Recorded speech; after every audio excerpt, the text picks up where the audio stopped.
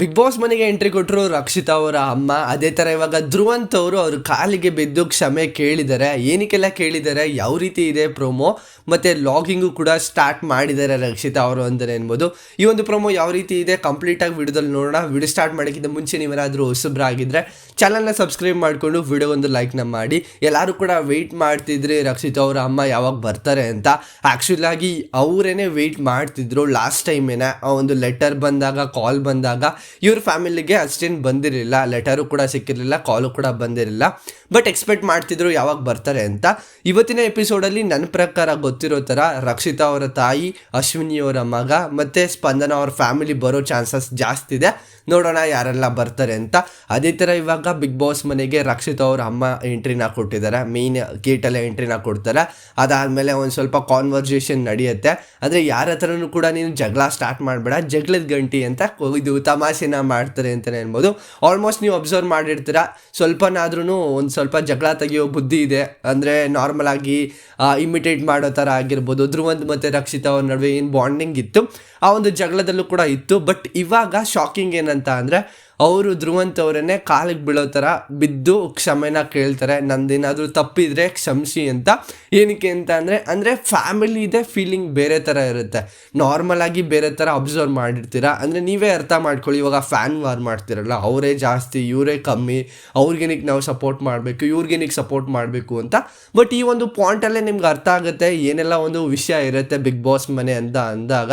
ಅಂದರೆ ಕಂಟೆಸ್ಟೆಂಟ್ಸ್ನ ವಾರ್ ಅಂತ ನೋಡಬೇಡಿ, ನಾರ್ಮಲ್ ಆಗಿ ಎಂಟರ್ಟೈನ್ಮೆಂಟ್ ಥರ ನೋಡಿದ್ರೆ ತುಂಬ ಚೆನ್ನಾಗಿರುತ್ತೆ. ಅದೇ ಥರ ಕ್ಷಮೆನೂ ಕೇಳ್ತಾರೆ, ಅವರೂ ಕೂಡ ತಪ್ಪಿಕೊಂಡು ಎಲ್ಲಾನು ಕೂಡ ಹೇಳ್ತಾರೆ. ಆ ಒಂದು ವಿಷಯ ಏನೇನು ನಡೀತು ಅದೆಲ್ಲಾನು ಕೂಡ ಕಾನ್ವರ್ಸೇಷನ್ ನಡೆಯುತ್ತೆ. ಅದಾದಮೇಲೆ ನೆಕ್ಸ್ಟು ರಕ್ಷಿತಾ ಅವ್ರಿಗೆ ನಾರ್ಮಲ್ ಆಗಿ ಬಿಗ್ ಬಾಸ್ ಅವರು ಒಂದು ಆಫರು ಕೂಡ ಕೊಡ್ತಾರೆ ಲಾಗ್ ಮಾಡೋದಕ್ಕೆ, ಮತ್ತು ಮೀನನ್ನು ಕೂಡ ಕೊಟ್ಟಿರ್ತಾರೆ. ಅದಕ್ಕಿಂತ ಮುಂಚೆ ಅವರ ಹೇರ್ ಸ್ಟೈಲ್ ಎಲ್ಲಾನು ಕೂಡ ಅವ್ರ ಅಮ್ಮ ರೆಡಿ ಮಾಡಿಕೊಡ್ತಾರೆ. ಚೆನ್ನಾಗಿಲ್ಲ ಈ ಹೇರ್ ಸ್ಟೈಲು ಅಂತ ಹೇಳ್ಬಿಟ್ಟು ಕಾನ್ವರ್ಸೇಷನ್ ಜಾಸ್ತಿನೇ ಆಗುತ್ತೆ. ಅದಾದಮೇಲೆ ಒಂದು ವಿಷಯನೂ ಕೂಡ ನಡೆಯುತ್ತೆ. ಏನಂತ ಅಂದರೆ, ಬೆತ್ತ ತರಬೇಕಿತ್ತು ನೀವು ಅಂತ ಗಿಲ್ಲಿ ಅವರು, ಇದು ಧ್ರುವಂತ್ ಅವರೇನೋ ರಕ್ಷಿತಾ ಅವರ ತಾಯಿಗೆ ಹೇಳಿದಾಗ, ಅವ್ರೇನಂದರೆ ಬೆತ್ತ ಅಂದರೆ ಕೋಲು ಥರ, ಅದೇ ಚಾಟಿ ಅಂತ ಹೇಳ್ತಾರೆ, ಆ ಒಂದು ಚಾಟಿನ ತರಬೇಕಿತ್ತು ಅಂತಂದಾಗ ಗಿಲ್ಲಿಯವರು ಇಮಿಟೇಟ್ ಮಾಡ್ತಾರೆ ಧ್ರುವಂತ್ ಅವ್ರಿಗೆ. ಅವ್ರು ಏನಾದರೂ ತಂದಿದ್ರೆ ನಿನಗೆ ಫಸ್ಟ್ ಹೊಡಿತಿದ್ದು, ಅವ್ರಿಗೆ ಆ ಥರ ಇರಿಟೇಟ್ ಮಾಡಿದ್ಯಾ ನೀನು ರಕ್ಷಿತಾಗಿ ಅಂತಂದಾಗ ತುಂಬ ಜಾಸ್ತಿನೇ ಒಂದು ಕಾನ್ವರ್ಸೇಷನ್ ನಡೆಯುತ್ತೆ. ಕಾಮಿಡಿಯಾಗೂ ಕೂಡ ಕನ್ವರ್ಟ್ ಆಗುತ್ತೆ. ಬಟ್ ಇಲ್ಲಿ ಇಂಟ್ರೆಸ್ಟಿಂಗ್ ಪಾಯಿಂಟ್ ಏನಂತ ಅಂದರೆ, ಇಡೀ ಬಿಗ್ ಬಾಸ್ ಸೀಸನಲ್ಲೇ ಯಾರಿಗೂ ಕೂಡ ಆ ಥರ ಒಂದು ಕ್ಯಾಮ್ರಾ ಕೊಟ್ಟು ಲಾಗ್ ಮಾಡಿ ಅಂತ ಕೊಟ್ಟಿರಲಿಲ್ಲ ನನ್ನ ಪ್ರಕಾರ, ನಾನು ನೋಡಿರೋ ಪ್ರಕಾರ. ನಿಮ್ಗೇನಾದ್ರು ಗೊತ್ತಿದ್ದರೆ ಕಮೆಂಟ್ ಸೆಕ್ಷನಲ್ಲಿ ಕಮೆಂಟ್ ಮಾಡಿ. ಆದರೂ ಕೂಡ ಒಂದು ಪರ್ಮಿಷನ್ನ ಕೊಟ್ಟು ಲಾಗಿಂಗ್ ಮಾಡೋಕ್ಕೆ ಅವಕಾಶ ಮಾಡಿಕೊಡ್ತಾರೆ ಬಿಗ್ ಬಾಸ್ ಅವರು. ಅದು ಕೂಡ ತುಂಬ ಇಂಟ್ರೆಸ್ಟಿಂಗ್ ಆಗಿದೆ ಅಂತಲೇ ಅನ್ಬೋದು. ಒಂದು ಕ್ಯಾಮ್ರಾ ಇರುತ್ತೆ, ಮೀನಿರುತ್ತೆ, ಅದ್ರ ಪಕ್ಕ ನೀರು ಕೂಡ ಇರುತ್ತೆ.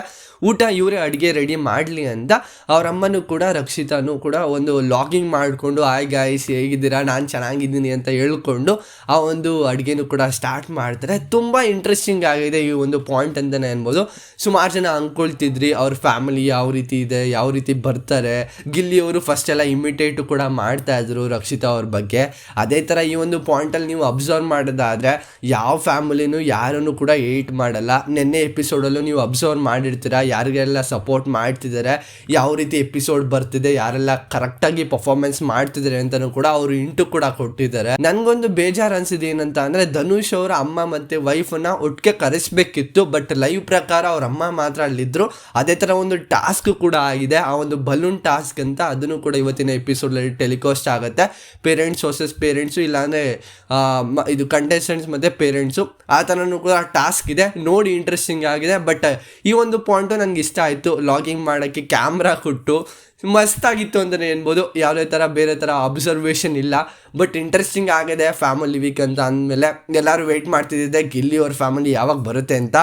ಅದಾದಮೇಲೆ ಏನೊಂದು ಧ್ರುವಂತವರು ಕ್ಷಮೆ ಕೇಳಿರೋದಾಗಿರ್ಬೋದು, ಅಂದರೆ ಅವ್ರ ಅಮ್ಮಂಗೆ ಕಾಲು ಬಿದ್ದು, ಅಂದರೆ ಅವ್ರದ್ದೇನೇನು ತಪ್ಪೇನು ಮಾಡಿದ್ರು ಅದೆಲ್ಲನೂ ಕೂಡ ಇಲ್ಲಿ ಕ್ರಿಟಿಸೈಸ್ ಆಗಿದೆ. ಇಲ್ಲಿ ಬಂದು ಎಲ್ಲರೂ ಕೂಡ ನಾರ್ಮಲ್ ಆಗಿ ನೋಡ್ತಾ ಇದ್ದಾರೆ ನನ್ನ ಪ್ರಕಾರ.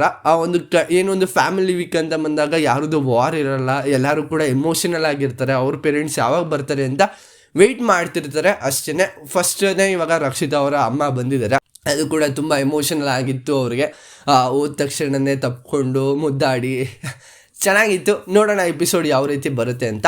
ಟೋಟಲಾಗಿ ಇದಿಷ್ಟು ಒಂದು ನಾರ್ಮಲ್ ಆಗಿ ರಿವ್ಯೂ ಆಗಿರುತ್ತೆ. ಈ ವಿಡಿಯೋ ನಿಮಗೆ ಇಷ್ಟ ಆಗಿರುತ್ತೆ, ದಯವಿಟ್ಟು ಒಂದು ಲೈಕು, ಶೇರು, ಕಮೆಂಟು, ಸಬ್ಸ್ಕ್ರೈಬ್ ಮಾಡ್ಕೋದಂತ ನೋಡ್ತಿದ್ರೆ ದಯವಿಟ್ಟು ಸಬ್ಸ್ಕ್ರೈಬ್ ಮಾಡ್ಕೊಂಡು ಸಪೋರ್ಟ್ ಮಾಡಿ ಅಂತ ಹೇಳ್ತಾ ನೆಕ್ಸ್ಟ್ ವಿಡಿಯೋಲಿ ಸಿಗ್ತೀನಿ.